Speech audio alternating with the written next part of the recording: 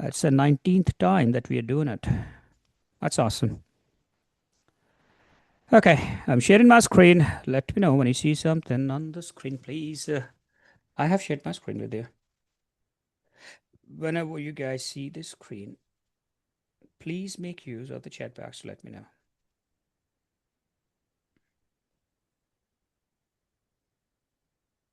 Visible? Yes. Now you know the drill, right? So in these sessions, we take the first half of the session in which I ask you questions, right? And then we discuss the right answers and why it is the right answer. Okay. All you know that the exam pattern is going to change from 1st of July, right? You know that? Yes. So it is high time that you give the exam. If I was you, I would target in the month of April. Is there any content for July from 1st of April, 1st of May, actually, Deepthi? So we already got the content. The instructors, we got the content. And we are reviewing it because we need to strategize that how we're going to train the people on the new content. And from the 1st of July, the exam is also going to be on the new format. So if I book the exam before July, it's all good. Yes, but you said you had given it sooner, right? Kritika, should we plan before May? Absolutely, yes. Absolutely. If I was you, I'll try and give the exam by the month of April, which is a good timeline. I'm booked in March. Fantastic. So let's start. Let's see. Hi, this is my first class of the Q&A. Prasad, welcome. My name is Sachin. I hope you know me. Do you? David. So it's been many months since we started this series. We are in the PMP 580 batch, which is going on right now, is it?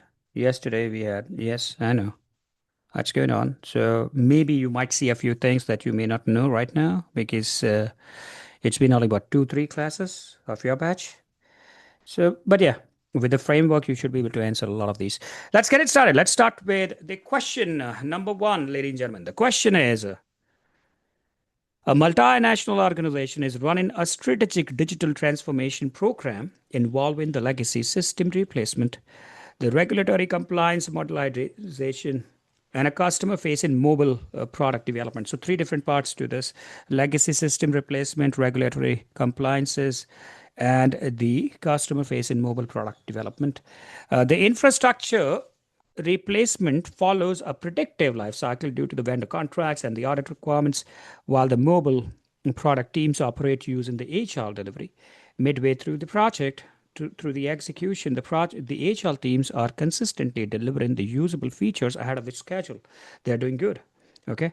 While the predictive stream experiences repeated delays due to cybersecurity approval requirements. The sponsor pressures the program manager to release the mobile application publicly to demonstrate the transformation success to the stakeholders before the next regulatory checkpoint, even though several back-end integrations and security controls remains unvalidated. What should the program manager do first? You can do all of those things. You have to choose the first.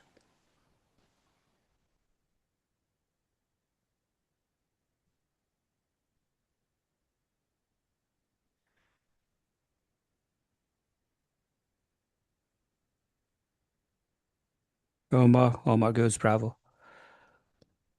That was too fast, you guys. You guys read the questions, the options too fast.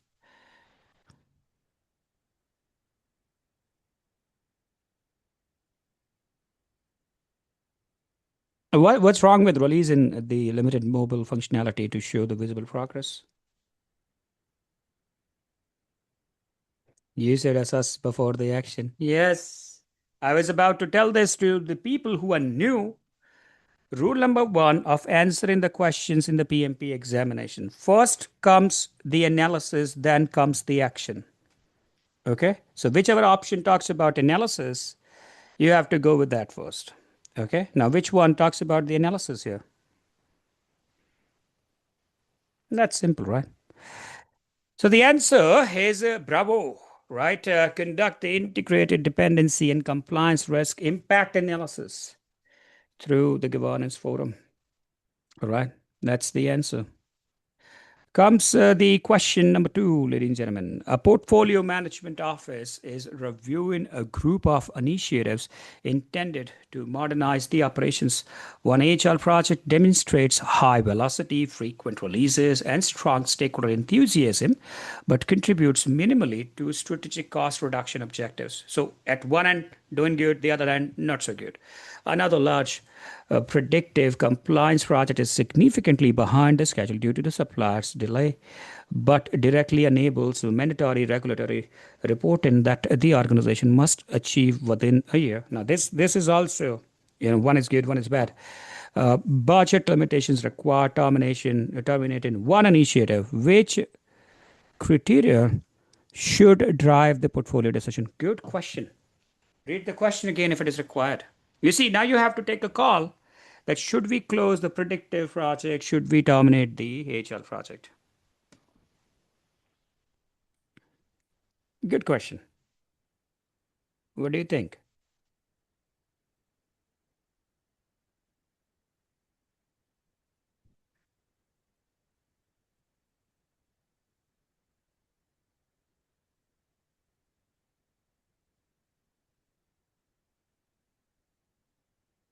Why is Charlie? Tell me.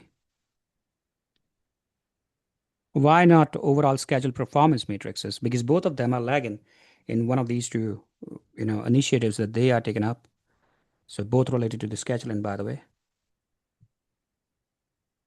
The predictive project behind the schedule.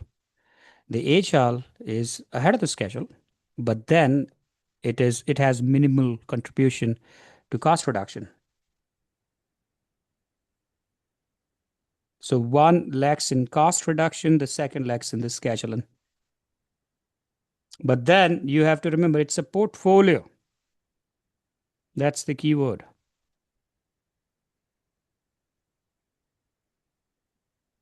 The portfolio is all about strategic. Remember the strategic business objectives. That's the key word in portfolio. So, what should be the answer? The strategic alignment and benefit realization contributions.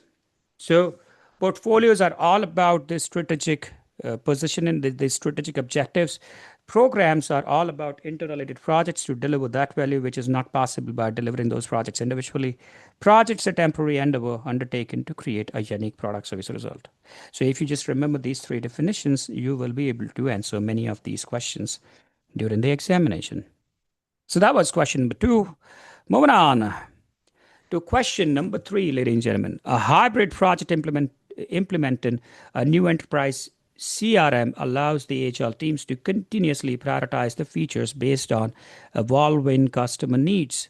While the organization's governance committee requires a stable financial forecasting and the scope accountability, the senior leadership expresses concerns that the frequent backlog changes are eroding the original business case assumptions and threatening the benefit projections. What approach should the project manager introduce to balance the adaptability with the governance? Can you repeat the explanation? Explanation is whenever the question talks about the portfolios, you need to focus on strategic business objectives. If it is talking about the program, you need to focus on the value delivery, which is not possible by doing those projects individually. The key word in program is interrelated projects, and the projects are individual projects to give you the product, services, or results. So, the moment you see these words, you should know which direction to go. Iqbal goes alpha.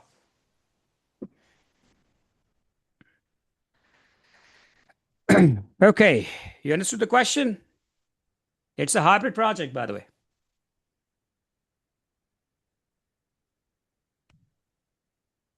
And the tussle is between the product delivery, the velocity, delivering the features versus the governance. The governance looking for the financial forecasting and scope accountability.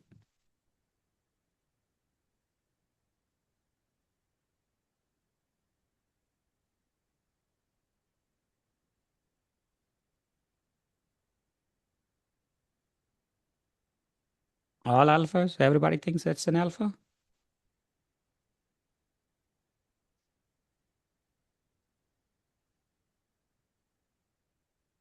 Okay. Think again.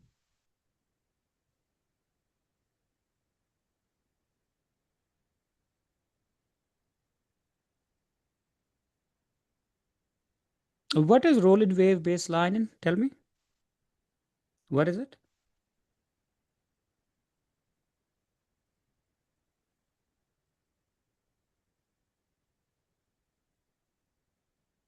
Okay. I give it to you. That's alpha. But again, my question still is what is rolling wave baseline? Who remembers the example of the library? You remember the library's example? So you had a bookshelf. How many of you are my participants here? Say I, if you're my participants in my classes. The progressive elaboration. So if you remember the library example, you should be able to answer this question. So that is called roll and wave baseline. As the scope evolves, you keep baseline in it progressively rather than baseline in it at once. Right? So yeah, question number 4.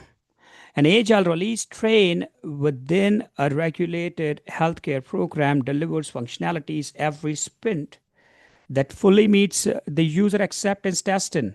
However, the post deployment audits repeatedly identify missing compliance documentation, validation records, and traceability evidences required by the regulators, causing costly remediation efforts after each release.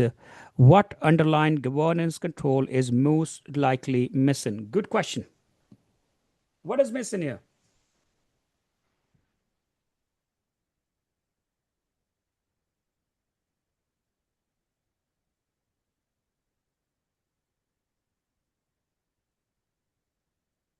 Don't you think retrospectives could be missing here?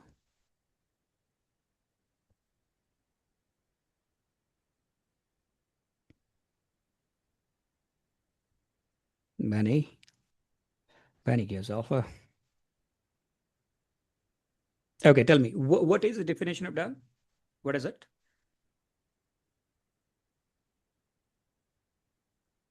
Winner goes, bravo.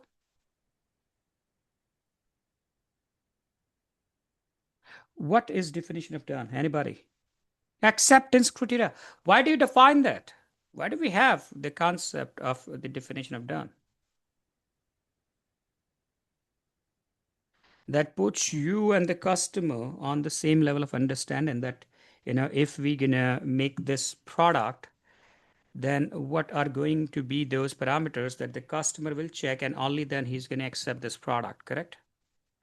So the level of acceptance, absolutely. So now here what is happening is the UAT is done, but then it is still during the audits you realize that it is missing the compliance documentation, validation records, traceability, transparency.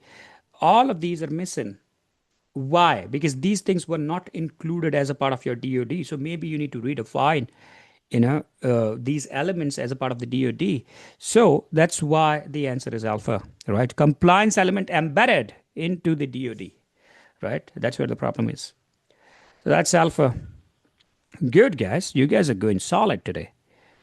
Question number 5. A predictive program involving multiple construction vendors reports consistently positive earned value results despite meeting the planned milestones. Completed facilities requires extensive rework due to failing operational readiness, inspections delaying the revenue generation, and increasing the total lifecycle cost. Which performance measurement should the program manager prioritize going forward? A good question again. That's a nice question. What do you think?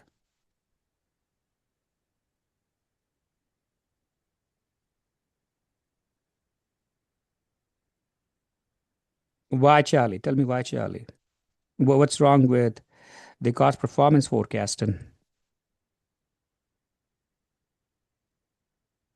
Because it is talking about delaying the revenue generation and increase in total life cycle cost. Why not Delta? Why Charlie? Anybody?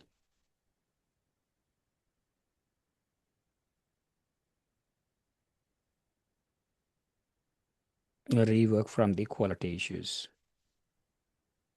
So that means you all are suggesting me that you're going to go and do a perform kind of a root cause analysis first to figure out where the actual problem is and then accordingly take a decision. Is that what you're suggesting? Yes, you're right. Was that? Integrated quality outcomes and benefit realized. You see, I know it is delaying the revenue. So it has to do something with the cost. But why are we standing here today? Right? So what made us stand at a place where we are losing the revenue? So first you have to identify that thing, and that is to do with the quality, right? And that's why. Why am I losing? Yes, Wazat. Absolutely, yes, my brother. So that was question number 5, ladies and gentlemen. Question number 6. A sponsor insists that a transformation initiative must remain within a fixed investment cap. So you have a cap on the cost and fixed completion date. Both of these things are fixed, while simultaneously demanding the ability to continuously reprioritize the features in response to shift in market conditions. Which delivery governance model best satisfies these competing constraints? They are competing. You cannot increase the cost, you cannot go beyond a particular timeline. And then you have to adapt to the changes. Congratulations.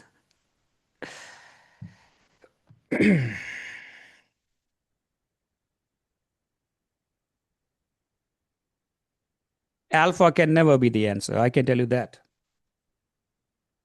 Alpha can never be the answer.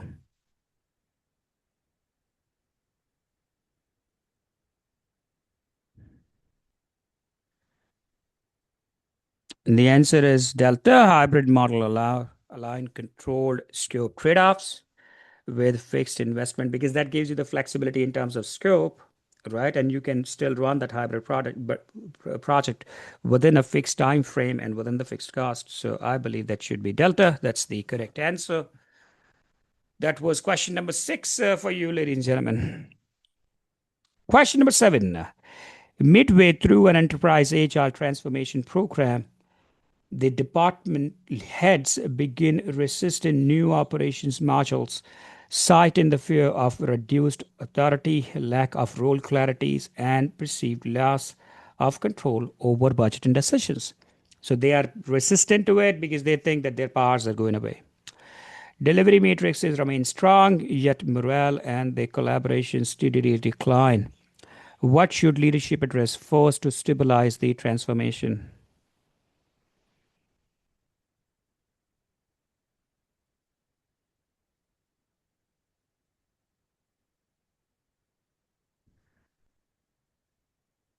If I was you, I would have done Delta, by the way. Replacing the resistant departmental leaders. I said, run. I don't need you guys anymore.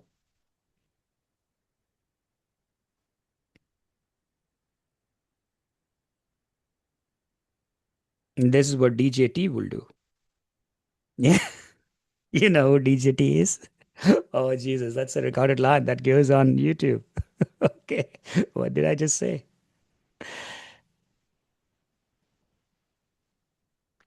Okay.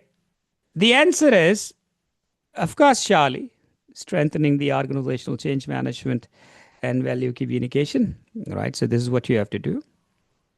We all know why. That was rather an easy question. Question number 8. A large IT modernization project finishes exactly on schedule and within the budget. 6 months after the implementation, operational efficiency matrices shows little improvement, and the projected cost savings outlined in the business case are not being realized. You did the project, but you did not receive the value that you wanted to get from this project, the benefits that you wanted to, tangible, intangible benefits. What governance failure most likely caused this outcome?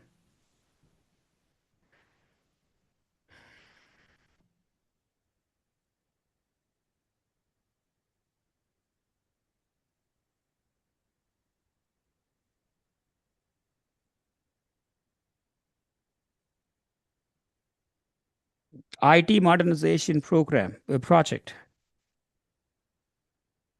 done on time, within the money.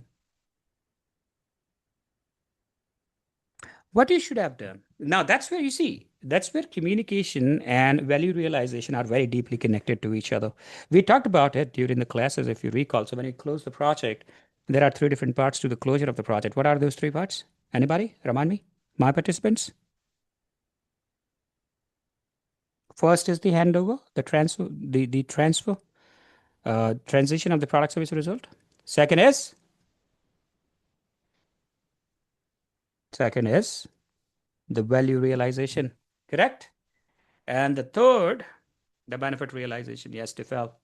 The lessons learned, absolutely. So if you remember that conversation, we said when you plan your communication strategy, one of the factors that you have to plan that, what are the short-term benefits, long-term benefits, incremental benefits that we're going to get, what are the tangible ones, what are the intangible ones, and they should be a part of your communication strategy and the stakeholder engagement strategy. So at various different levels within the project, if you would have done that analysis, you would know right in the middle of the project that this is not going right. This is gonna, at the end of the project, will not be able to receive those benefits. So let us do some tweaks right now to improve those benefits in the future. But then you did not include that as a part of your communication. So failure to continuously validate the benefit realization against the strategic objectives. That's the answer. So that was question number 8. Next up, ladies and gentlemen, an HR program team proposes eliminating formal stage gate reviews to accelerate the releases, arguing that the sprint reviews already provide sufficient transparency. The organization operates in a highly regulated financial service environment with strict audit requirements. What is the most appropriate project manager response to that?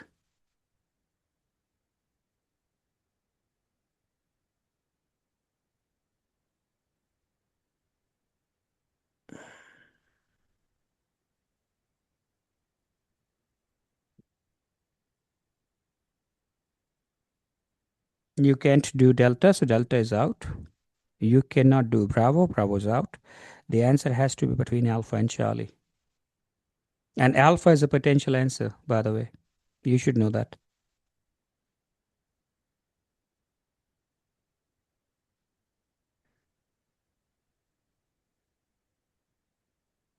Okay. But the answer is Charlie, the governance should be tailored, not eliminated. That's the reason. We talked about that as well. So when we were talking about the governance processes, organizational structure types, so that's when we talked about it. But we cannot with the informals. Yes, absolutely. I mean, I wouldn't say that informal communication is not possible. So if you recall the formal verbal, formal written, informal written, but when it comes to the governance cannot be informal, can that be? Yes. So you have to tailor those checkpoints. So that's Charlie. Question number 10. A portfolio delivers numerous projects successfully each year, yet executive leadership reports that strategic transformation goals remain largely unmet despite increase in delivery volumes. What action should the portfolio manager take? You understood the question? It's about portfolios, by the way. They deliver numerous of these projects successfully every single year. But the senior leadership, the executive leadership, still thinks they are not able to achieve the strategic objectives, the strategic goals. The delivery volume is pretty high, right? What action the portfolio manager take next?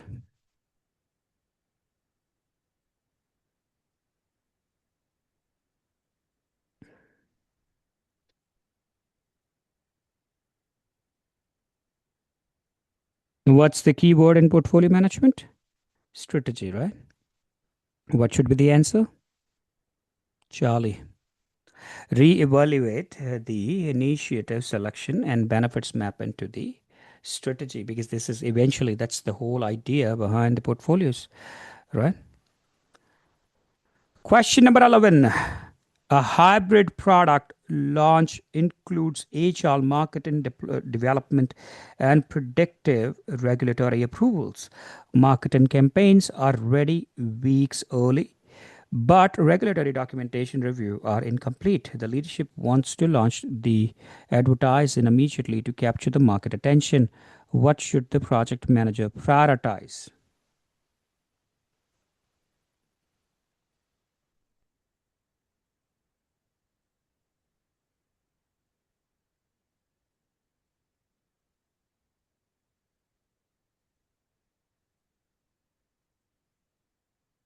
You see, I mean, if you go honestly, delta separating the work stream completely could be an idea. I mean, so that feels like a vague idea, but this is one of the ideas. You know why? Because if one part is going good, the other part is going bad. So I may segregate those things, and you know, I can start focusing more on those projects. But the problem is, how would you take this call without doing the analysis and the assessment? Correct? So that's the only reason why the alpha is the answer. Otherwise, delta is also a very potential answer. You should know that. Okay. So the coordinated integrated risk assessment of compliance exposure before the release, because that's where the analysis will start, the assessment will start, and then you can take any of these options from Bravo, Charlie, and Delta. Not the first step, yes. It talks about prioritizing, so that's why the alpha is the answer. Was that? I'm just explaining why the alpha is the answer. 12, ladies and gentlemen, a government infrastructure program follows strict predictive controls. Several agile pilot teams are introduced to improve the innovation, but their involvement scope creates discomfort among the auditors and the finance controllers. What mechanism best maintain accountability while allowing the learnings? Fantastic. Very good. Answer the question.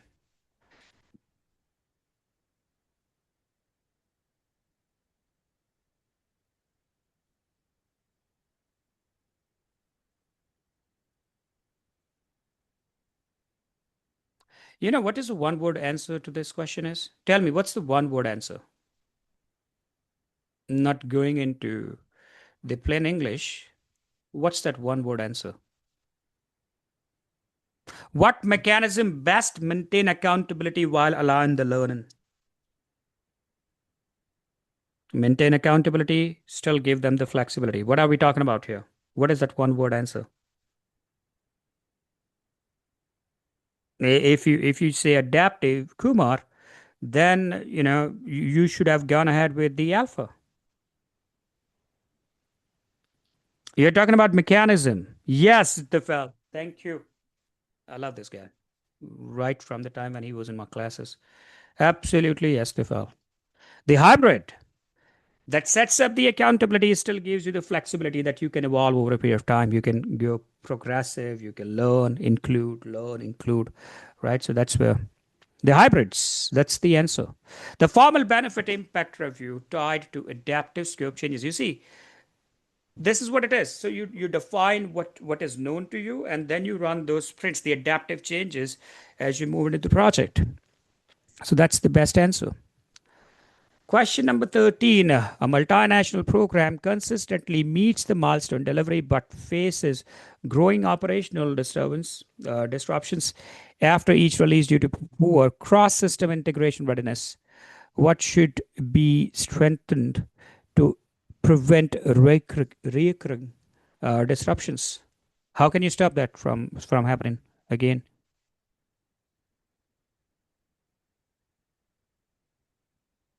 Sprint velocity has nothing to do with it. So Charlie is never the answer. Quality inspections could be, but then, you know, that's the secondary part. Delta is a potential answer, but not a immediate answer.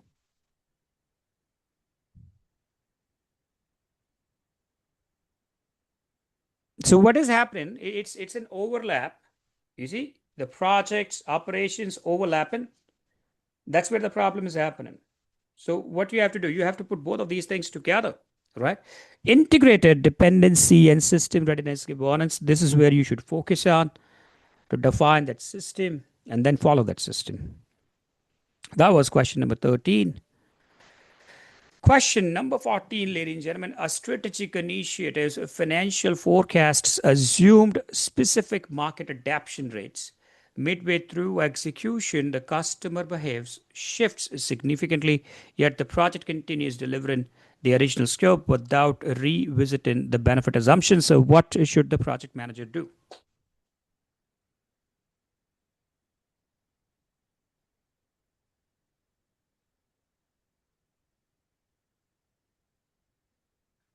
If you read the question again, which I did just now, you would realize that it is the customer's behavior which is changing, right? So customer originally agreed on something. That all right, Sachin, these are the 50 different deliverables that I expect you to deliver to me. So I baselined it, I took a sign off. In the middle of the project is when the customer is changing the priorities or the behavior, right? But as a project manager, shouldn't I stick to my scope, the original scope? Then what's wrong with that? Yet the project continues delivering the original scope. What's wrong with it?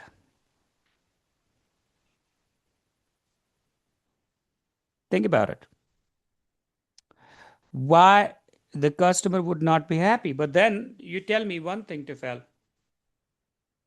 The customer told me that I need to make two rooms on the ground floor. Now I did my structure and as per the two rooms. In the middle of the project, the customer's behavior changes and he says, "Hey, Sachin, I would need three rooms." Is that a fair, ask from the customer? Tefel?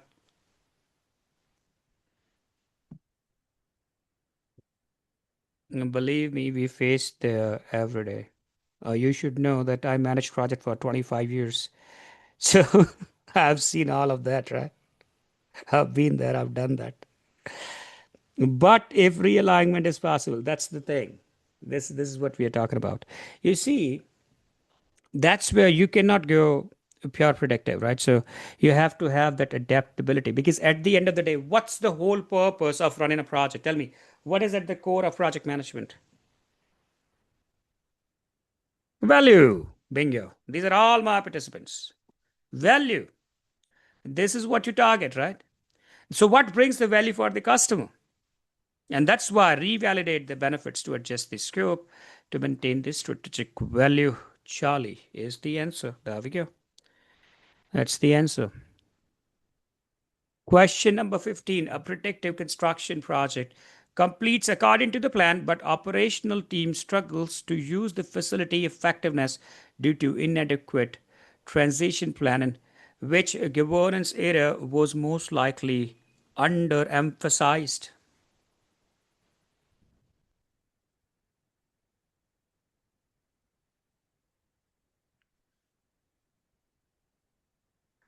Did you realize yet in the last 15 questions that this time I designed all the questions related to governance, strategies? Did you realize this? The last week was mostly focused on the project manager's role. Okay. The previous one was hardcore technical. So you see, every single time when I design these questions, I take a particular theme so that your brain, your mindset becomes stronger in that area. Right. So anybody who is joining in for the first time, you should know that all of these previous 18 sessions are available on our YouTube channel, the IMC certification YouTube channel. So at any point of time, you can go and visit those sessions. Okay. Okay. Easy question, right? Easy question. The answer is Charlie. Benefit realization and organizational readiness planning is what is underemphasized during the planning of this project. Question number 16. An agile team consistently meets the sprint commitments, but the stakeholder reports that that delivered features provide minimal business impact. What should the project manager introduce to correct this thing?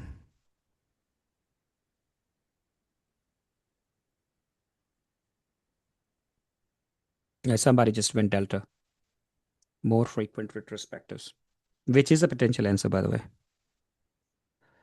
But then that answer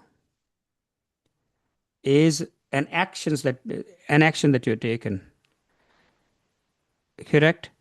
First, when it comes to the analysis, that's when the Bravo should be the answer. Benefit driven prioritization linked to the strategic objectives.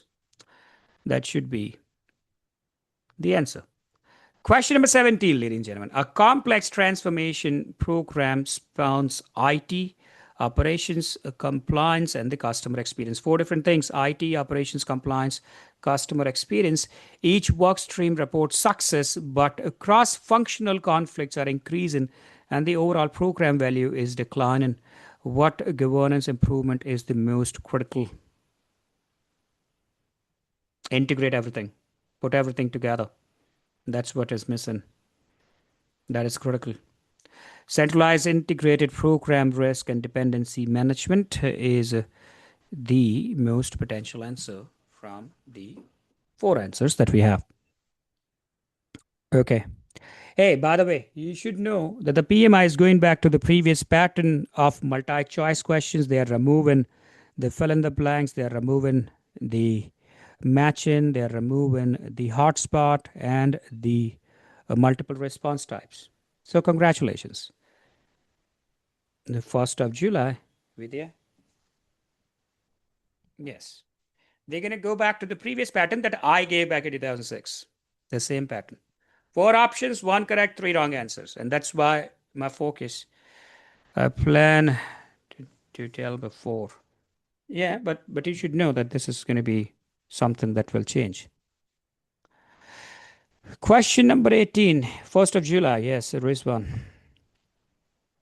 Should I wait for the changes or content will be changed? The content is changing. The whole ECO is being updated, right? I have gone through the ECO. As a heads up, I can tell you that the 8% of the business environment is now 24%.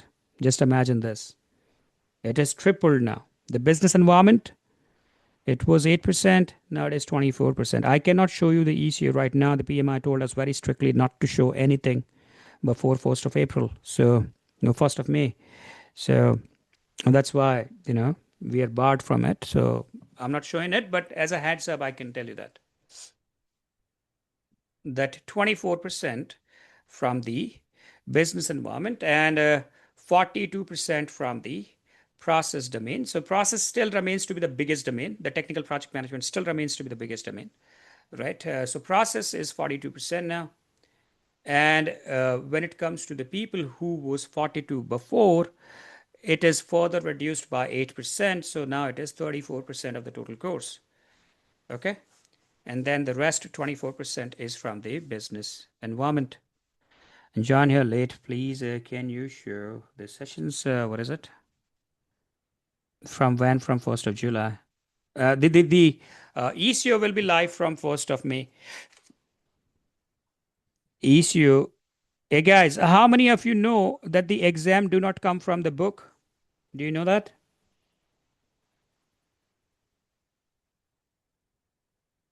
Yes. You should know that the exam does not come from the book. But from where? From the ECO, the examination content outline. This is where the exam will come from. So when you get confused about the PMBOK 6 and the PMBOK 7 and the PMBOK 8, I believe all of these books are important because the framework of project management still comes from the PMBOK 6, which is a part of the current ECO, and that will remain. That's again a hands up. It will remain the part of the next ECO as well. Plus, if you see the PMBOK 8, how many of you have PMBOK 8 with you? Do you have the PMBOK 8? Sir, just want to have a question. Yes, Salish. Sir, just want to know that the exam till the month end of March or April will be in the same old pattern, which is now being continued, right, sir? Yes. From 1st of July, you're going to have the new exam. From 1st of May, you're going to have the new course Okay, sir. because you need a couple of months to write the exam after the course, right? So, Sir, 1st of May, we go live with the course. 1st of July, we go live with the exam. So, giving the exam now or after July, which will be more beneficial now? Because you know this, right? You know all of that. You studied all of that. You studied 50% of the process. You studied 42% of the people and 8% of the business environment. Why do you want to wait for that business environment to become 24%? And all of those questions will start coming from the business environmental areas, right? Sir, In as per your experience, when do you suggest to give the exam? In April? I say 100 hours of study. I don't know how many hours of study that you have done One and already. a half month of study. 100 hours of study. Okay, sir. If you have done that much, you can write the exam tomorrow. Okay. Okay, And sir. I suggest that to everybody on the last day of my class. I give them a plan that, so if you take 50 days, 2 hours a day, you'll be able to complete 100 hours. I tell them what exactly they need to read in those 100 hours, what they need to practice, right? So if you get access to the last day's recording of any of my session, you're going to have those details there. In your professional opinion, is it better to complete the certification now or now? Now, hands down. Deepthi, because you have been the part of the same course, right? My exam is by tomorrow. Fantastic. Wazat, all the best, my brother. You're going to do very well in the exam. I'm pretty sure about it. I hope no fill in the blank or the hotspot questions. These are, anyways, very limited. So you're going to have what, you know, when I resat in the exam in 2021, I had two fill in the blanks and I had two matching questions and I had only one hotspot. So not much, not much. She All right, question number 18. What's the hotspot question again? Good morning, Deepthi. Okay, a question in which the PMI will show you a chart or a graph. Let's say this is a bone up chart, right? Now they'll show you the chart, and the PMI will ask you that in this project, in which area of the project the most of the money was burnt. So, how would you answer this question? You have to go and select that area from the chart, highlight that area to answer the question. Okay. So this is called a hotspot. You have to choose a hotspot from the whole chart. Question number 18, ladies and gentlemen. The question is the sponsor demands early delivery of a subset of functionality to show the progress to the investors despite unresolved operational readiness risks. What principle should guide the project manager's response? Somebody actually went bravo. I saw that.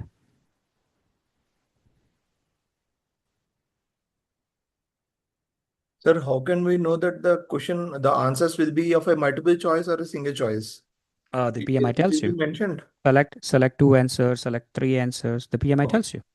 okay, it will be written. Choose Okay. the best two, choose the best three for the multiple responses. But here is when it becomes tricky, Sailesh. You know why? Let us say you had to select three correct So, answers. You chose two correct answers, one wrong answer. Your whole question is wrong. You're not getting a mark for that. So you have to make sure that you select all the three correct answers and all the two correct answers. okay, sir. But I believe that 2021 onwards pattern is rather easy to pass the examination because I gave both of these 2006, 2021, right? So I personally believe that the current format is much easy to pass as compared to what we used to have back in 2006. Just imagine we had approximately 35, 40 questions only from the inputs and tools and techniques and outputs. You know what that means? That means you need to remember 207 different things, all the inputs, all the tools and techniques, and all the outputs. We had questions. Yes. And passing the exam in 2006 was considered as a big, big achievement. There were not many, PMPs in the world back then. Deduction in the wrong answers. Nope. Salim, if there was anybody who ever told you that there is a negative marking in the PMP exam, this guy's a liar. He never sat in the exam. Stay away from this guy. Okay. PMI never had negative marking in any of the patterns, 1996, 2020, and 2021 onwards. In no, in no exams they had negative marking.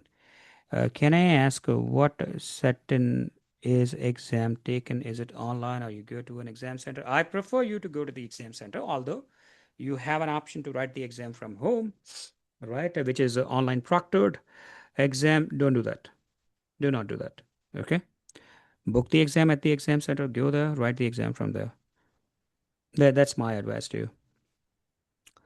Okay, so the sponsor demands early delivery of a subset of functionality to show the progress to the investors. Kind of a MVP. He's trying to run an MVP.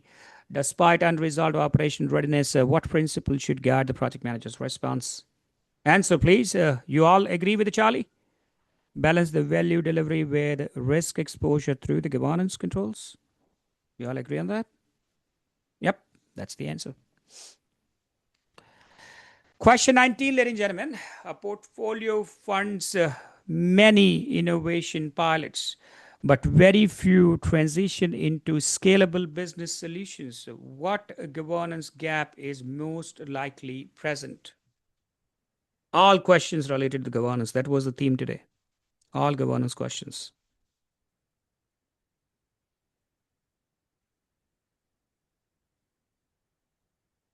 You done ya? You in the class? I just saw you now, girl. How are you doing? Weak benefit transition and scale and mechanism. Okay, I give it to you. That's the answer. Last question, ladies and gentlemen. A hybrid program delivers a technical component successfully, but experiences repeated stakeholder dissatisfaction due to misaligned expectations about the business outcome. What should the program manager strengthen? It's a hybrid project delivering technical components very successfully.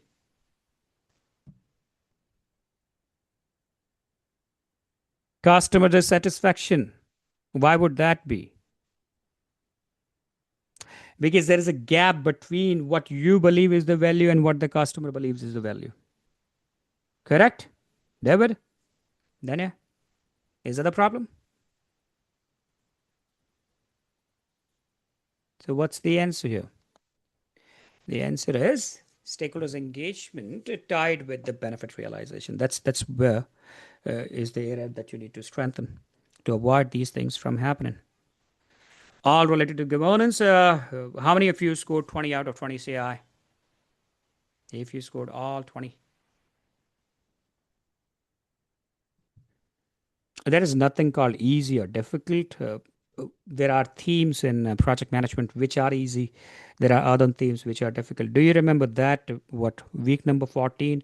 You guys scored 12 out of 20. Remember?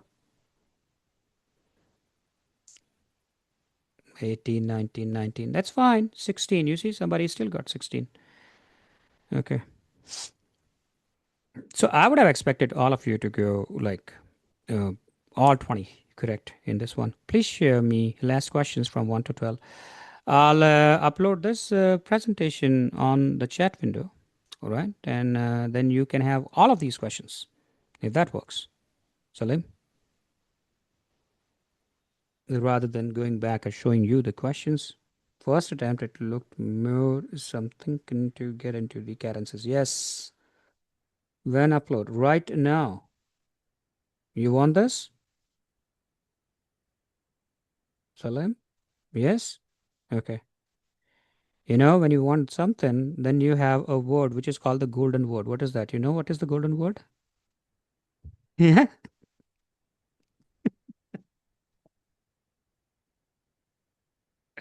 Yeah. Salim is still confused. Yeah, there we go. Yeah. Hey, buddy, I'm just messing with you. After Charlie was the winner. I don't think about it. I just randomly placed this. So yes. Okay, I'll give that to you, Salim. Okay, so that was the first session, ladies and gentlemen. Almost an hour. So what we're gonna do? We're gonna for now take a break, and I have a couple of questions. Yes. So the question and answer is the next session. Was that? So we'll take a break, ladies and gentlemen, and after the break, I'll take your questions. And Salim, I'll upload this thing, you know, uh, on the chat window then. So let's take a break for now.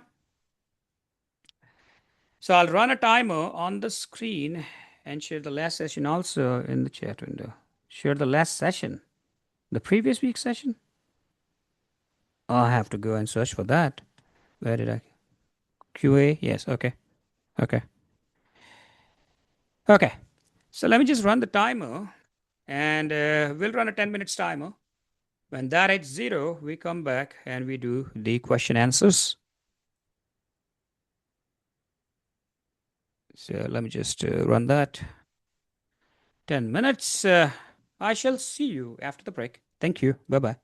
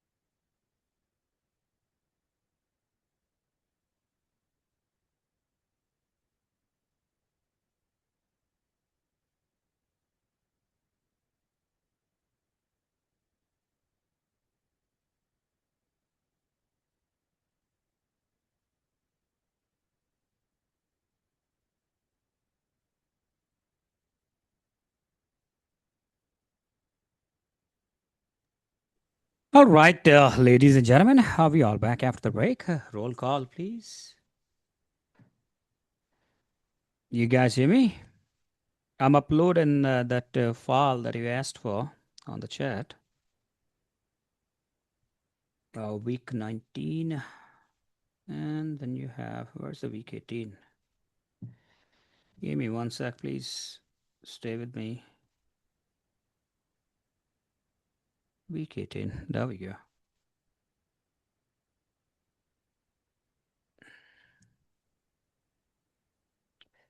It's uploading on the chat window.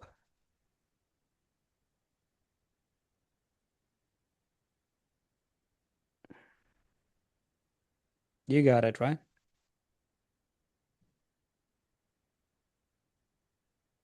Okay. Now, in the second part of the session, we're going to do the questions and answer, right? So,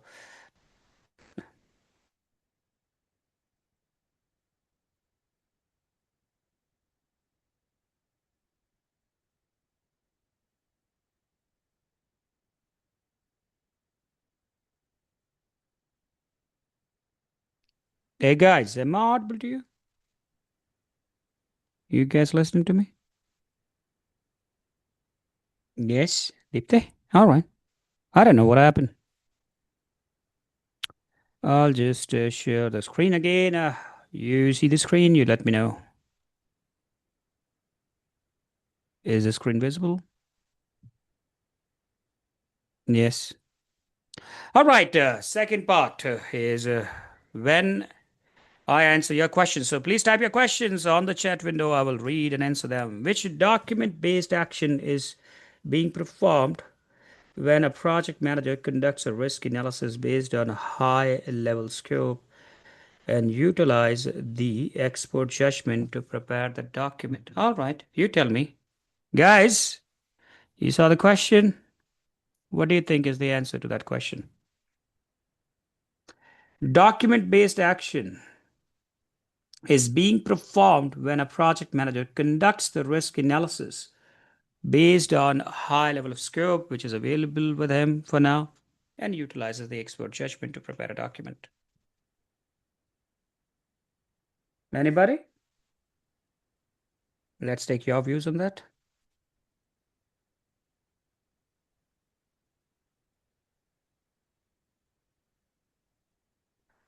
Okay, tell me, Wazat, what's the purpose of the risk management plan? So, risk management plan is a document that describes how the risks will be identified, how they will be prioritized, how the responses will be planned, how the responses will be implemented, and how the risks will be monitored. Correct? Is that the document based action which is being performed when the project manager conducts the risk analysis? Or should that be a risk register? Should that be the risk management plan? Should that be a risk register, Wazat?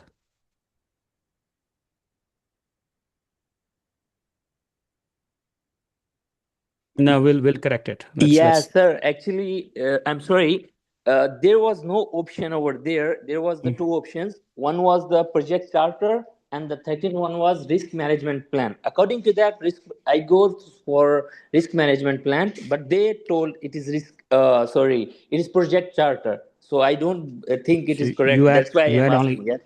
you had only two options. No, there were other options, but that were not related to risk register. Or one was, I believe, it was cost management plan. One was scope management plan. Something was like that only. That was nonsense only.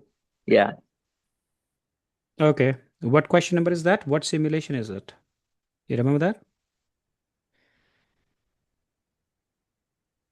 I believe it is simulation four, but the question number I forgot. And I have three more questions similar to like that. So I'm You let me thinking know those maybe I'm questions wrong. because I came to know about it that a few questions, not all of them, a few questions have either abrupt options or the wrong answer is given as the right answer and the right answer is given as the wrong answer. So I came to know about it. It may be because of this schema.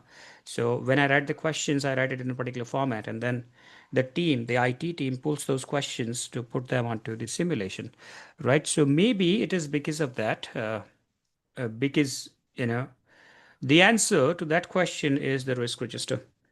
I also have a doubt in the simulation. The answer wasn't sound correct. I know. I know. I just came to know about it a couple of weeks ago. So either I need to sit with the IT team, revise all of these questions, and see, because I wrote those simulations, and I know that what questions I've written, right? So yeah, Exactly.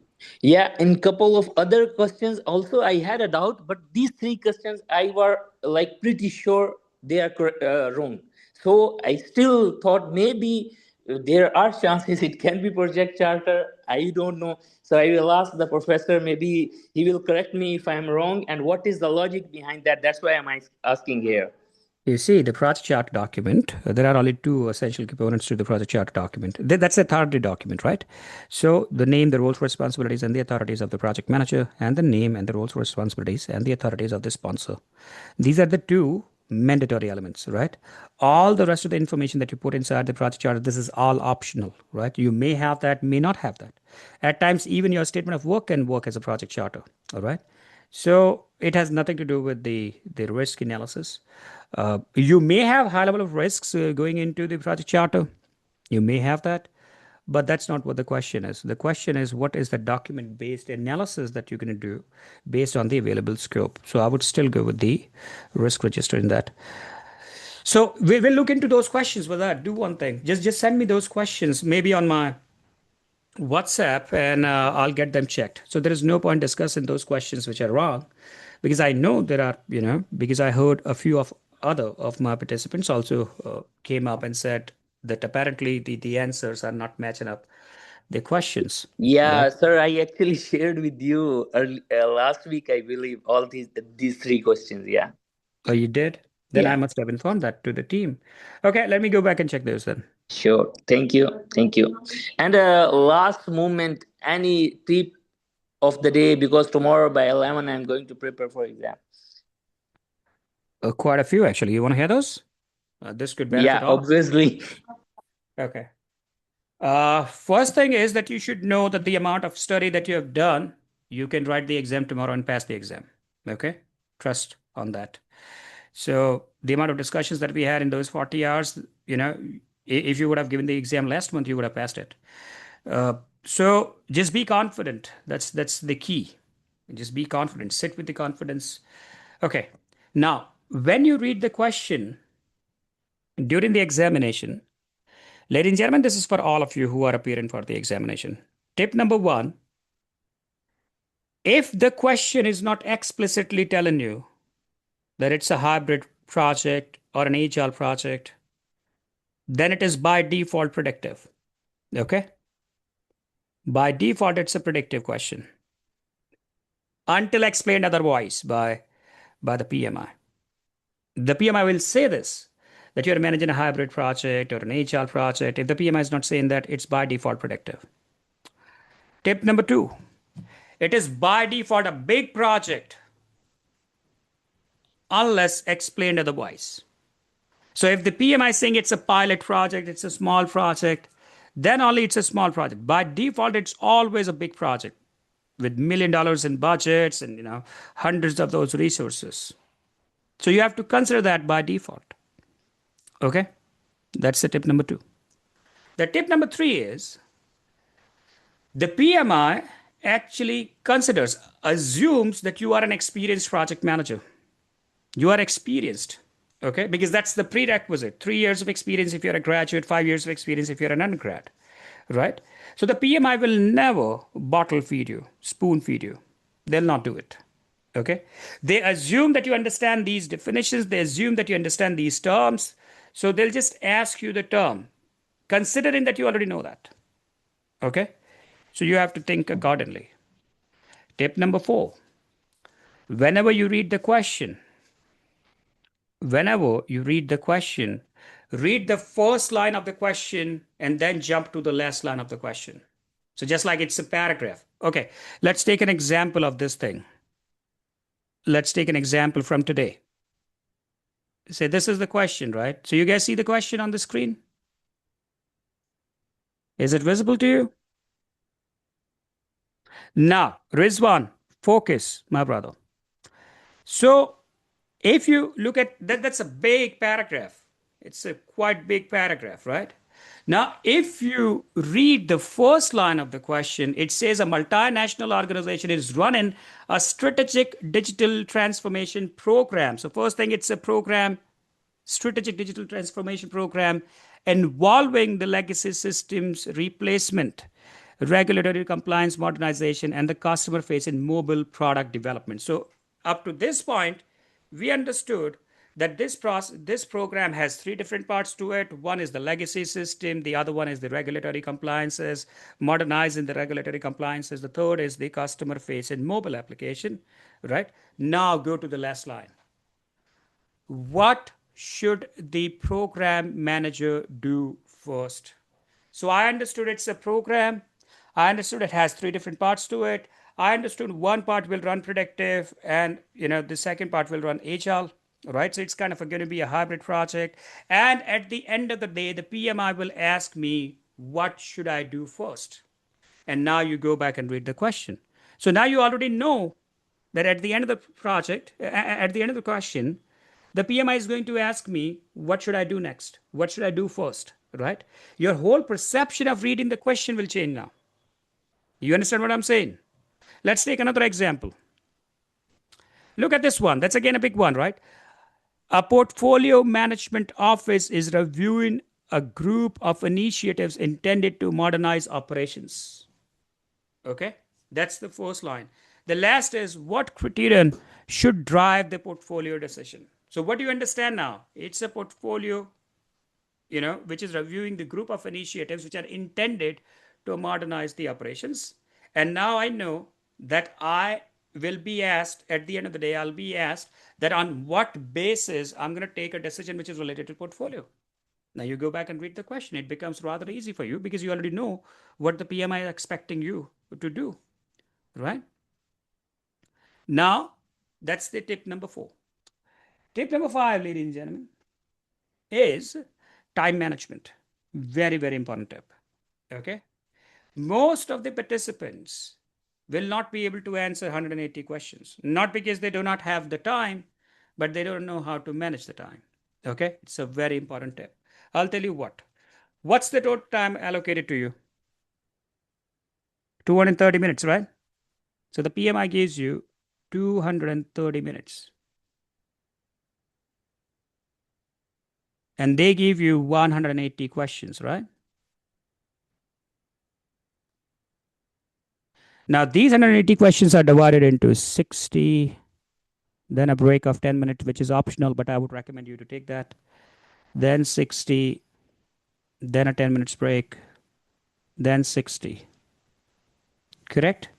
So, three different sets of 60 questions each. What you should target. Okay, and by the way, Wazat, take your own watch. Okay? Not the digital one. They'll not allow you to wear the digital one. Wear an analog watch. Okay? But wear it. Why? Because during the examination, this watch from the PMI runs opposite. It starts from 230 minutes and then it reduces the time. So when it shows you, say, 196 minutes remaining, then you have to calculate that, how much time is gone now? Oh, 36 minutes, right?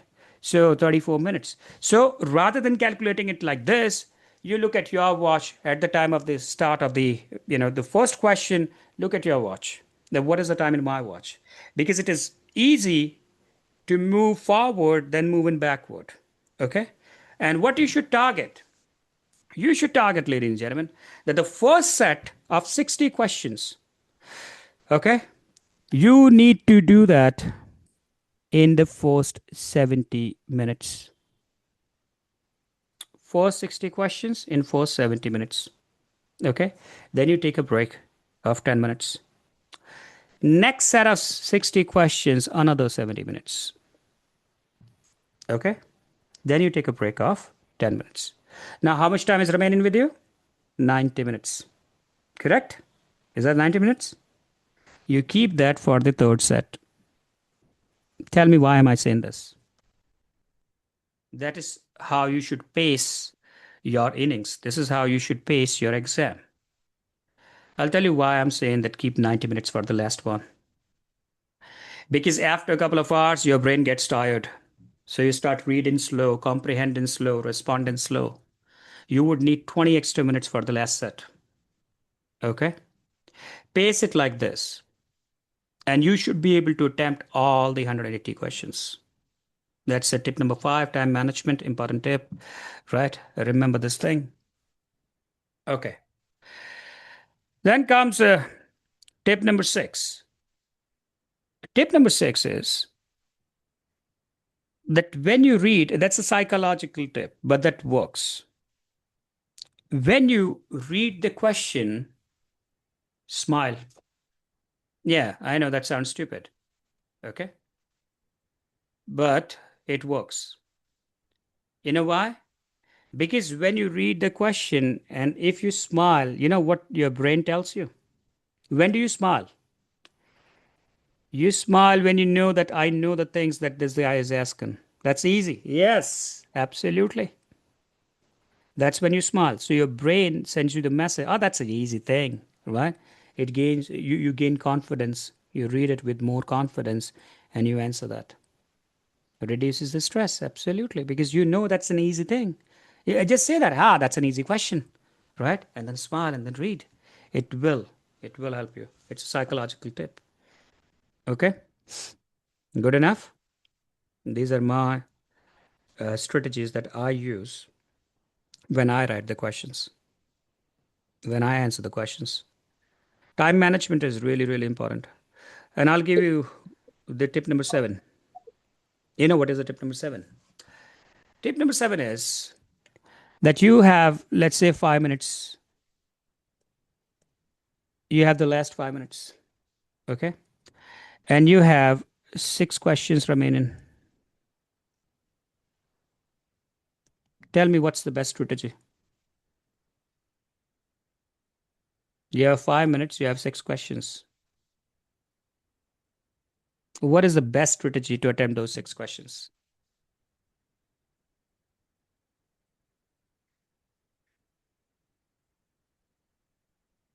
Answer all of them regardless. Yeah. You know what is the best strategy?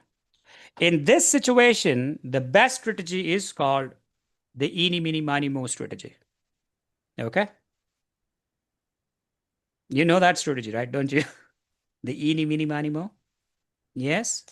Eeny, meeny, miny, mo. Bravo. Next one. Alpha. Next one. Charlie. Right? Attempt. Why? Because there is still a chance that out of those 6, you might attempt 2 correct. You start reading them, you will not be able to read even 3 questions out of 6. Okay? Tip number 7, ladies and gentlemen. I will go all alphas. Yes, you can do that. At least you have a chance of, there is always a probability, right? So, but only in case when you have very limited time, you have too many questions to answer. Don't bother reading. Okay? Idea is to attempt all the questions. In those 5 minutes, you'll not be able to attempt even 2 questions if you read them, comprehend, think about PMI's guidelines, answer the questions, not even 2. Okay? Because at the end of the, when it is about to finish, the exam is about to finish, your brain is so tired by that time.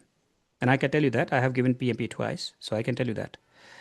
It gets so tired in those 4 hours, it is exhausting, right? So, yeah. I'll read only answers to choose quick answers as per the mindset. Yes, I mean, so whatever strategy, but you can do that because there is no negative marking. Okay, minimum passing 144 questions out of 180, and in all 3 areas.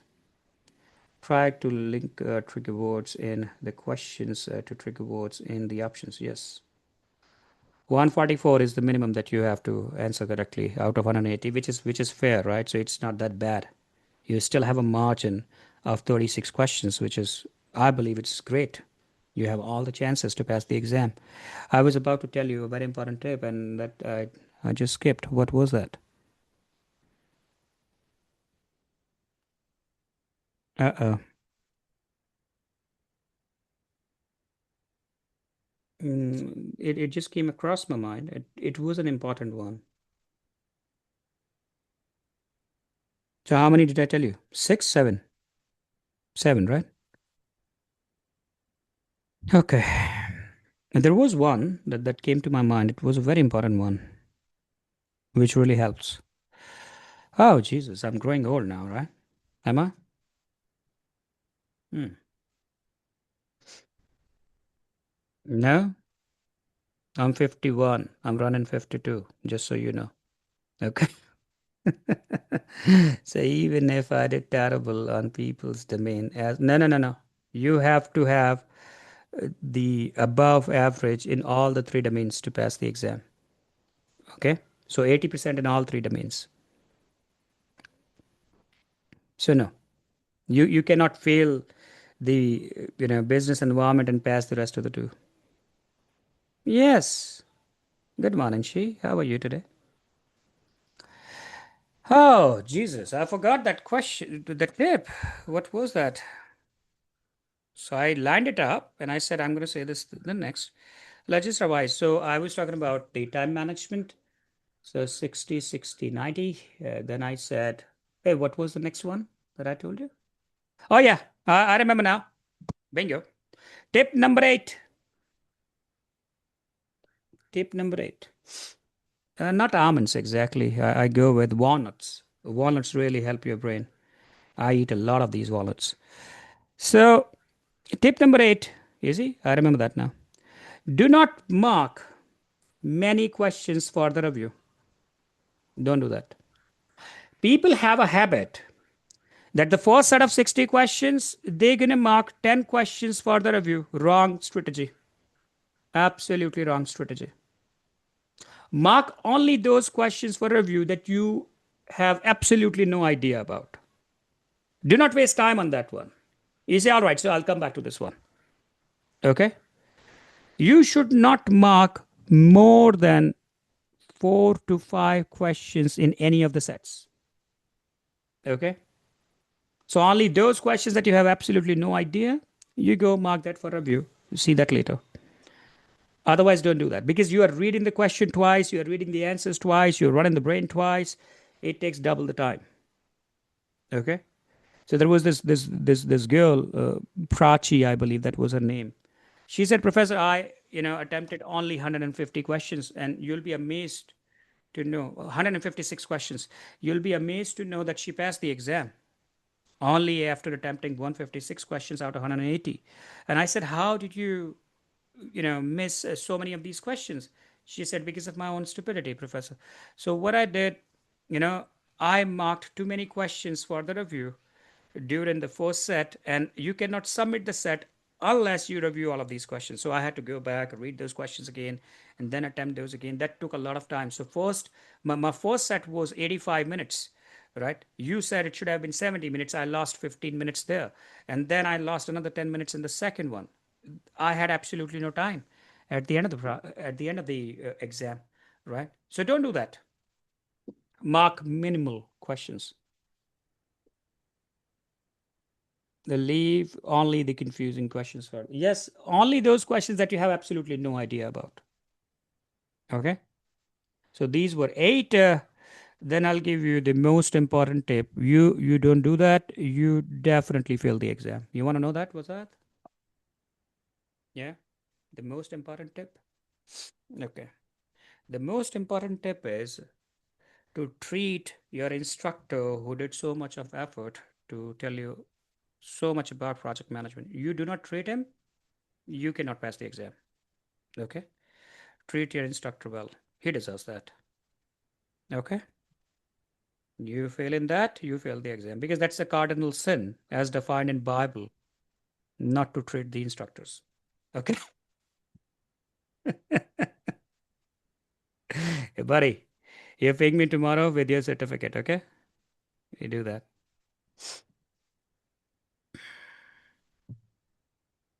That should be the first thing. Now I just waited to tell you the rest of the tips.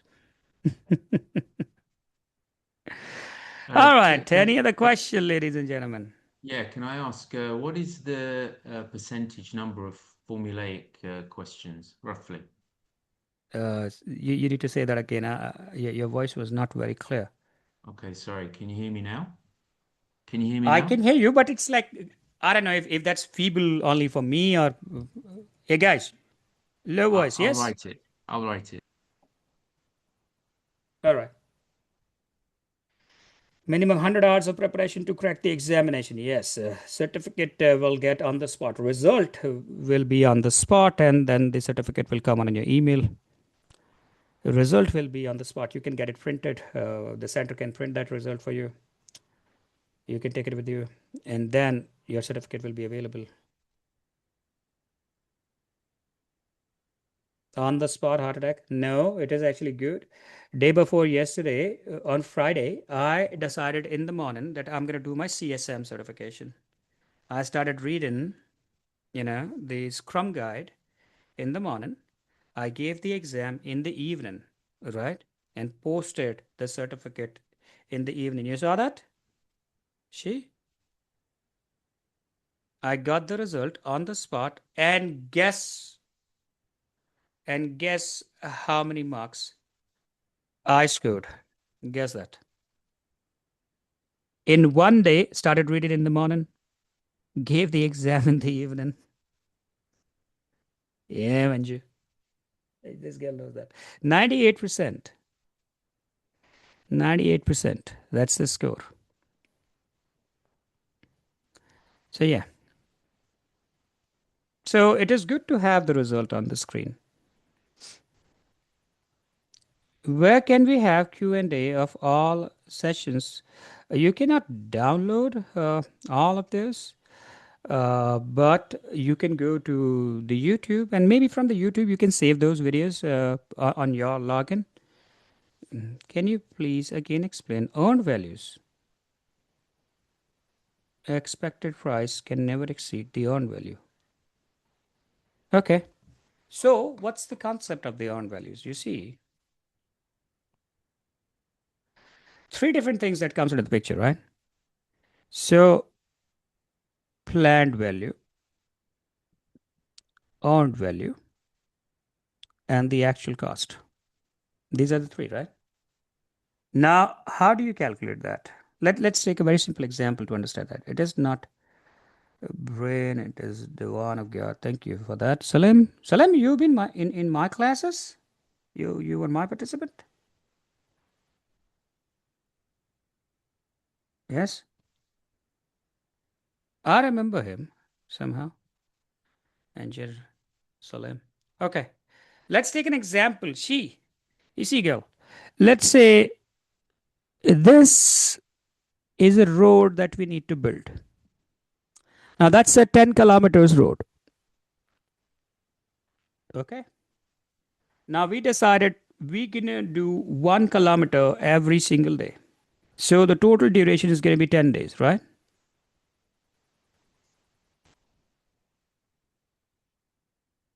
Okay. So in 10 days, we need to finish 10 kilometers. Now the total budget, the budget for the BAC, the budget at completion for this 10 kilometers road, it is, let's say, $10,000. Okay.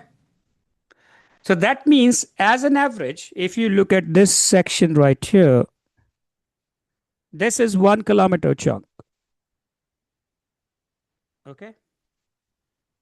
What we planned that we're going to do that in one day, and we should be able to do that in $1,000. I'm going very simple right now.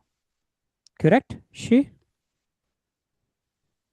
This is how we have planned, right? 1 kilometer per day and more than $1,000. Okay. Now, today we started, so that was the first day today. We started the job. We did the job up to the evening. Okay. Now, in the evening, when we took the status, we realized that we made 800 meters of road. Okay.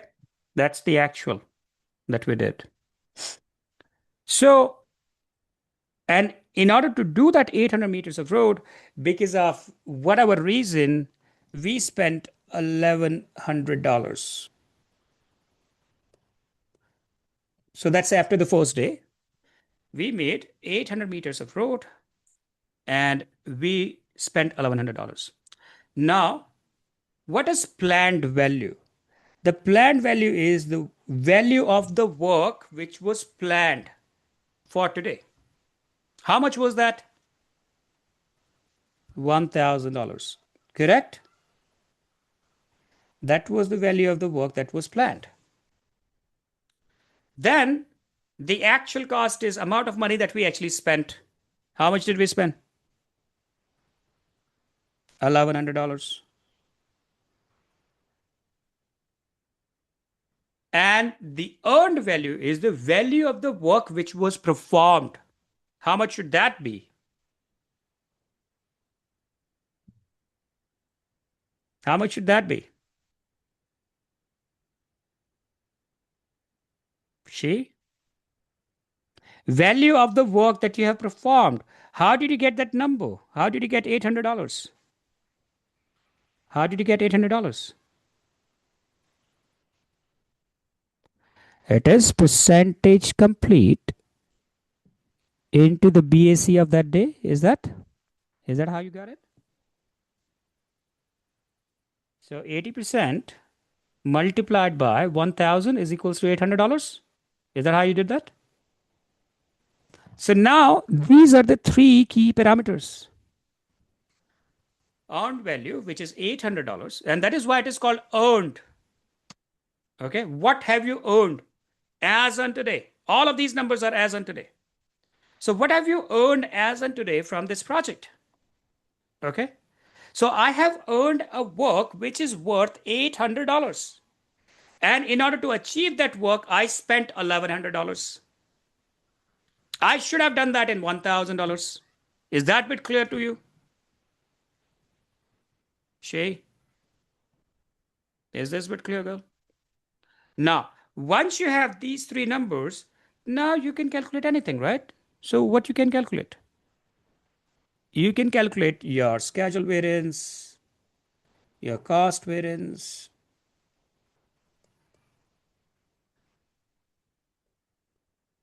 You can calculate your schedule performance indexes, your cost performance indexes. You can calculate your estimate at completion. You can calculate estimate to complete. You can calculate variance at completion. All of these are simple formulas, right? So schedule variance is earned value minus the planned value.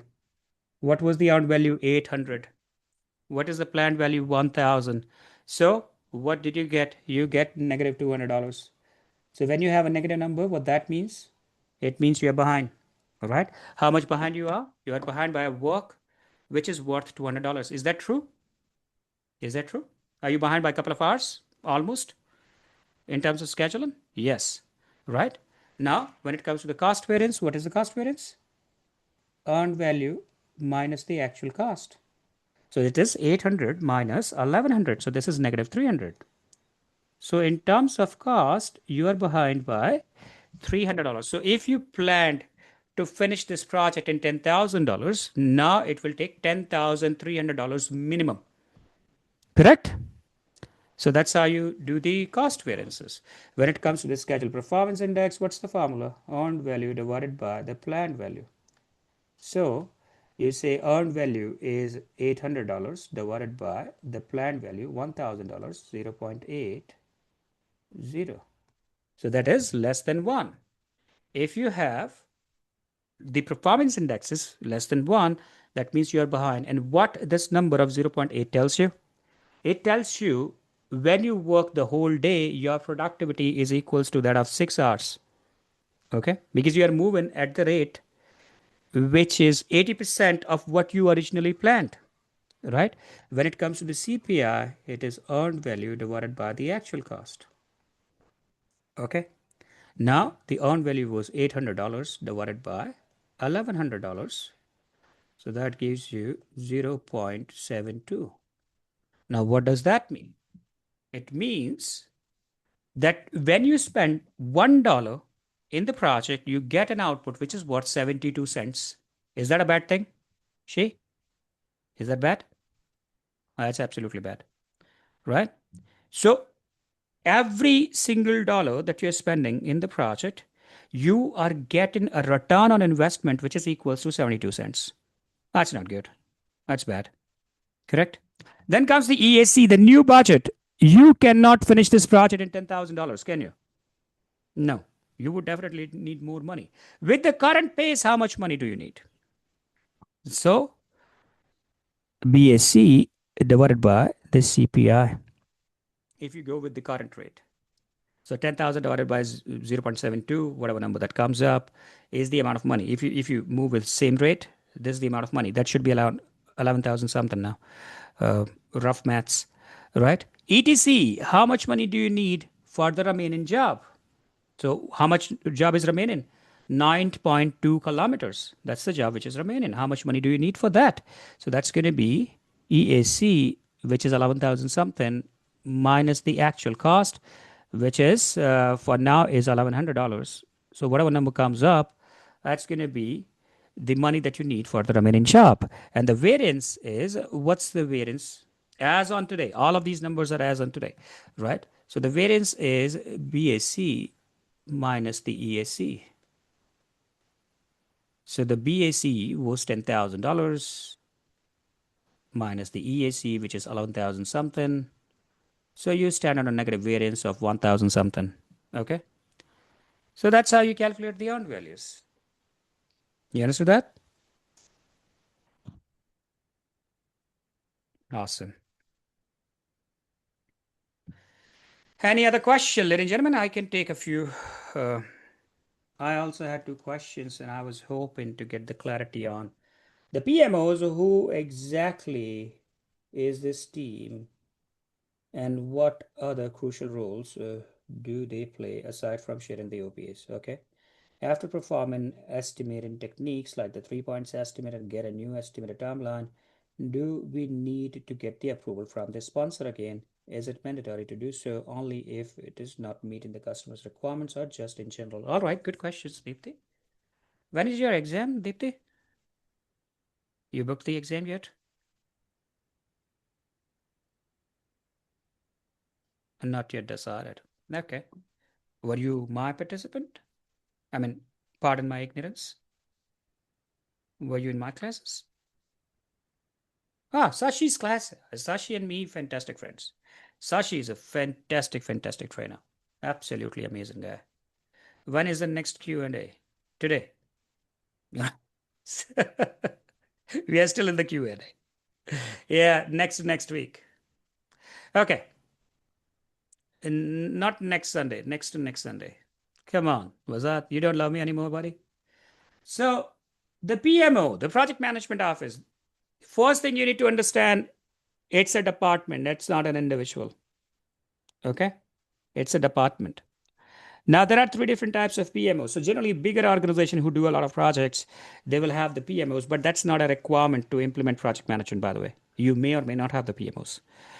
Where the PMO helps, you see, there are three different types of PMOs that you have. The first one are called supportive PMOs. Okay. Now, what are supportive PMOs? Just like the name suggests, support. They provide the support to the project manager and to the project team by providing them with the trainings, SOPs, previous project plans, historical data, right? They provide you the support in terms of arranging those training programs and the tools. So, all in all, they're trying to support the project managers and the project managers and the team to manage the projects. Okay. That's the supportive PMO. Then comes controlling PMOs. That's the second type of PMOs. Now, the controlling PMOs can do everything that the supportive PMO can do. Over and above that, they can also maintain the compliances. So, for example, if the supportive PMO gave you a template, let us say the project charter template to use, they expect you to use that template for your project. That's supportive. But what the controlling can do, the controlling can audit your processes. Okay. So a guy from the PMO may come during your project and say, hey, Sachin, show me your project charter. Now, when I showed that project charter to him, he might give me an observation that, hey, no, that's not the same format that we gave you. Why are you using different format?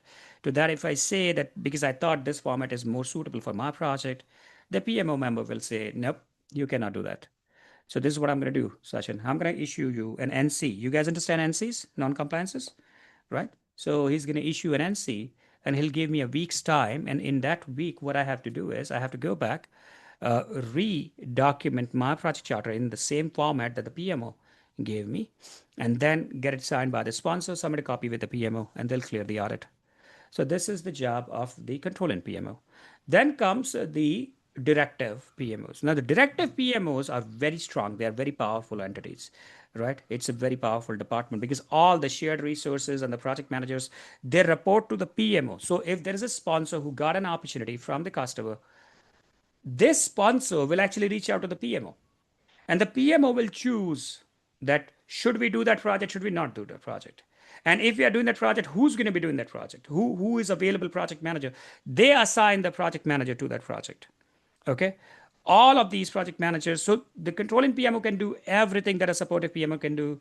And sorry, the directive PMOs can do everything that a controlling and a supportive PMO can do. Over and above, they are directly involved in projects, right? So they take those reports, they do the analysis, they can choose the projects, even terminate the projects in the middle of the project. They can take a call that we are not going ahead with this project anymore, such and submit the closure report. So that's what the PMOs do. That's the first question that you asked. The second is, after applying for the estimated techniques, do we have to take the approval on the revised budget from the project sponsor? The answer is yes. If that is change in one of your cost baselines, if there are changes which are beyond the thresholds, you have to go back and take an approval. I hope that answers. So does the required 100 study hours to study the exam includes going through lectures, recordings? Nope. Simulations, yes, Tifel. So read that one book that I told you to read, cover to cover, right? Every single page. And then that should take about 40 hours of your time. For the rest of the 60 hours, write as many simulations as you can.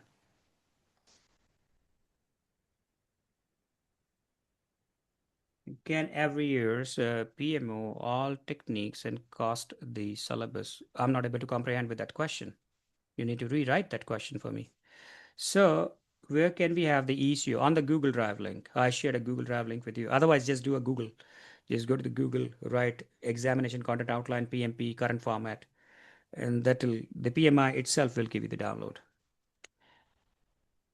Could you explain gold plated? During the project execution, the team discovers that some of the buttons of the remote control developed by the project for a new product do not work according to the specifications. A change request is submitted and approved to replace the buttons. Which of the following answers best describe? Okay. The answer is corrective action. Gold plating is not the corrective action. That's not the correct answer. The answer is actually corrective answer action. Yeah, you tell me the numbers, which simulation number it is, which question number it is. I'll tell it to my team. Simulation one, question number. So book name, please need to. Okay, book name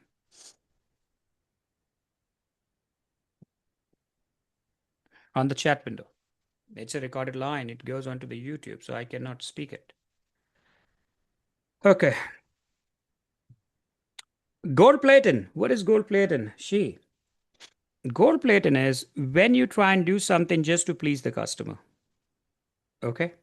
Say one of your developers reached out to you and he said, hey, although the customer did not ask it, uh, but we have this online payment gateway available with us. It is only a piece of code. It takes 30 seconds to copy that code, paste it on the existing code. That gives the option to the customer to accept online payments now. This is gold plated. The customer never asked for that feature. The customer never demanded that I need an online payment option. Okay. Why am I doing it? Just to please the customer, because that's free. That doesn't cost money. Even if that doesn't cost money, I'm not supposed to do it.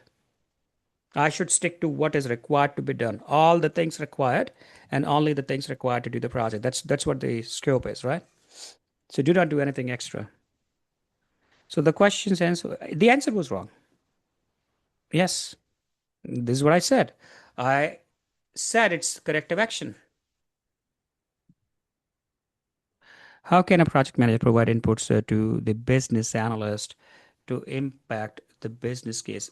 Only if he works in a projectized organization, because only then he's going to have the authorities or a say to choose a project, to make a decision, right? Generally, the business case are not developed by the project managers. Okay, for the weak matrix organizations, for functional organizations, all of that is done by the top management or the senior management who got the opportunity. It is done by the sponsor who got that opportunity. He did the impact analysis, cost benefit analysis to see if it is worth doing this project.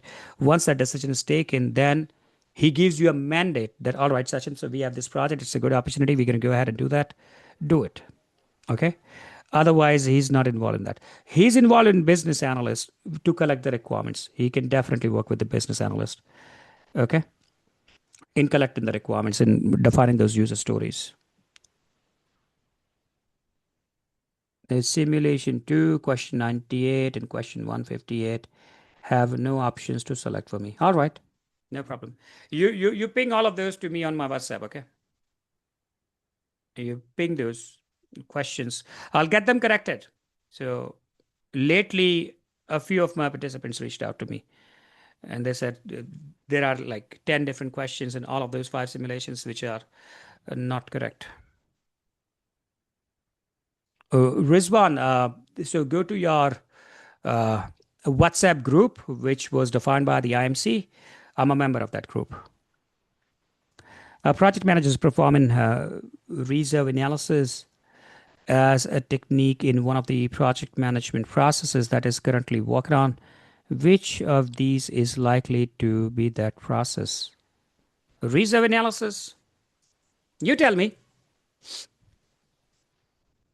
A reserve analysis is a part of determining the budget, controlling the budget as well. Uh, okay, controlling the cost process, determining the budget process, both of these could be the answers. Okay, so your answer is correct. Determining the budget is the correct answer.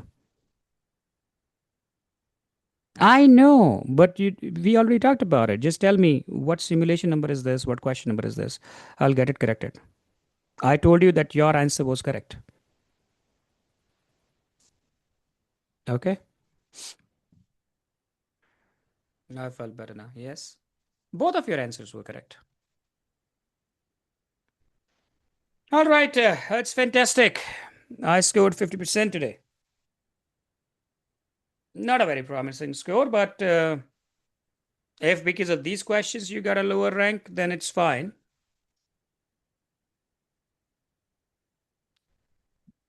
Prep book is the same as the issue. Yes, the 11th. Yes, as per the current issue. Stylish. All right, guys. How was the session? Did you like the session? Enjoyed it? You think we should do another one? Professor, could you please provide some tip for the RMC? No tip. Read every single page, every single line. That's the tip. Pass percentage is 80%.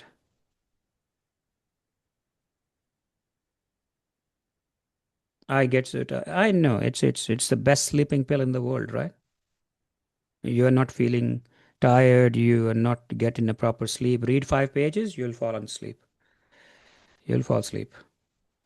Yes, of course, the session was very good. Fantastic, guys. So this is what we're gonna do. We're gonna plan another session in a couple of weeks now. Okay, and so not the next week. Next week we'll do a session.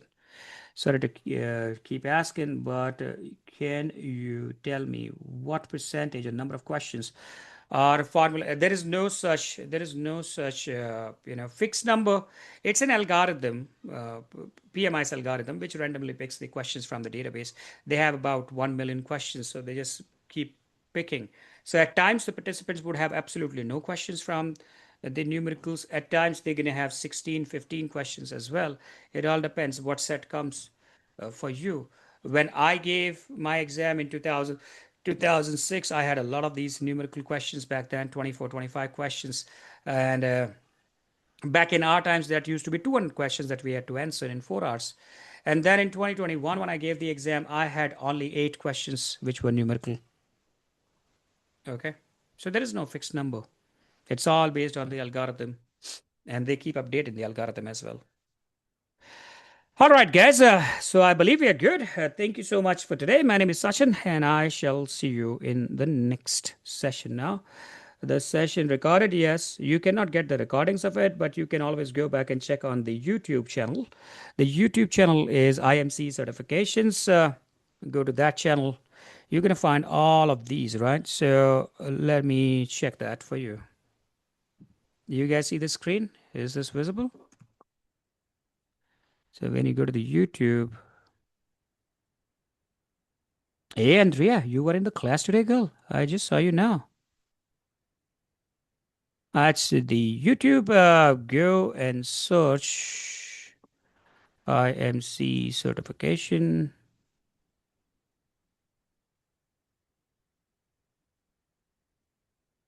I believe that should be the name. International Management Consultancy. There we go. Or the IMC. There we go. You see this guy? That's a very handsome guy. Yeah.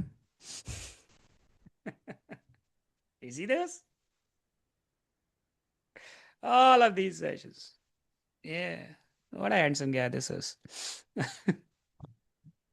Okay. So just go and subscribe. How many subscribers do we have? 1.93K subscribe, almost 20,000 subscribers. Go subscribe to all of these. Share this link, please. And how should I do that? Facebook, WhatsApp, Twitter, LinkedIn. If you Yeah. go a little more down, there is a YouTube link. Somebody already did that. Deepti did that on the chat. All righty. So thank you so much. I shall see you in the next one. God bless and all the best for the examination. Whoever is writing the exam, you should know that you will pass the exam. Okay. Thank you. Bye bye.